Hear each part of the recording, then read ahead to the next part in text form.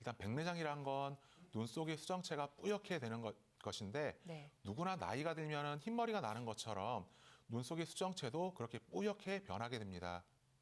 물론 젊어서 새치가 나는 분들이 있는 것처럼 젊은 나이에 백내장이 생기는 분들도 있습니다.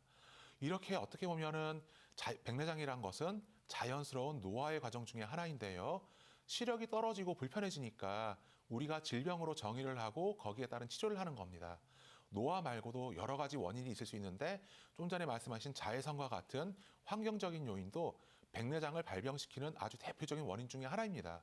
실제로 자외선이 강한 적도 지방에 인접한 국가, 뭐 아프리카나 남미 같은 그런 나라들에서 사시는 분들이 백내장 발병률은 우리나라보다 상대적으로 더 높다는 그런 연구 결과도 있습니다. 그 외에도 여러 가지 다양한 요인이 있는데요. 태어날 때부터 백내장을 가지고 있는 경우도 있습니다. 이런 경우를 선천성 백내장이라고 하는데 방치가 되고 치료 시기를 놓치게 되면 실명까지 이를 수 있기 때문에 최대한 빨리 응급으로 그렇게 수술을 좀 해야 되는 경우도 있습니다. 이런 선천성 백내장은 부모님이 보실 때 동공, 그러니까 눈동자 가운데에 있는 부분이 좀 하얗게 보인다든지 눈을 잘 맞추지 못하거나 하면 빨리 안과에 한번 가셔가지고 선천성 백내장이 있는지 아니면은 다른 질환이 있는지 꼭 확인을 좀 하셔야 되고요.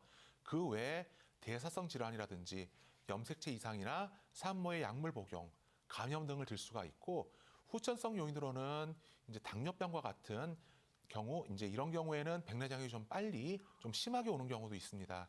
그래서 이제 당뇨가 있는 분들은 백내장이 오래 방치가 되면은 수술도 좀 많이 어려워지고 수술 후에 결과가 안 좋을 수도 있기 때문에 주기적으로 검진을 꼭 받으셔야 합니다.